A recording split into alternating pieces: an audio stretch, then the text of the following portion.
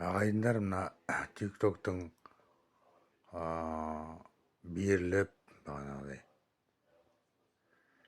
естері кетіп, және де әрбір Қазақстан Республикасының адамдарына жазып жүрген жекелеріне көріп көмектесіп едіңізші монетамен, осындай өлімге көтере алмай тұрмын, бүйте алмай тұрмын деген үйректерге айтатын ағайындар, қысып жүріңдер бір жеріңді.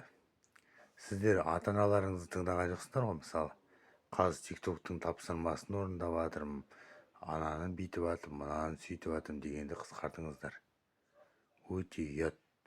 Тиктоктың тапсырмасызда Алла тағала беріп жатыр, істеп жатыр, жасап жатыр, құлшылық жасап жатыр. Онан да сен Алла тағалаға құлшылық жаса, тиктоктың тапсырмасын орындап жатырмын деп бетсіздер, көргенсіздер. Мына көк туды желберей берсін Қазақстан Республикасының мына Қырғызстан, Қарақалпақстан, Өзбекстан, тағы бір мемлекет біздің Қазақстанда жүр.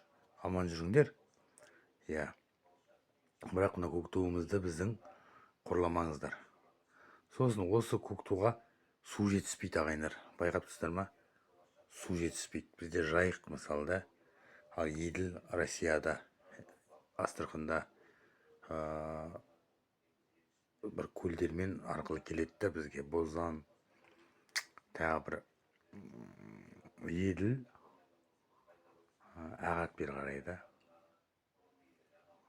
Сол сияқты мына бір Қазақстан Республикасының депутаттарына осы сауалымды айтқым келеді. Тиктогымен елімізге көк туы да бір сырқырап жатқан сарқырама ма бірдеме жетіспейді екен. Амандықта болайық.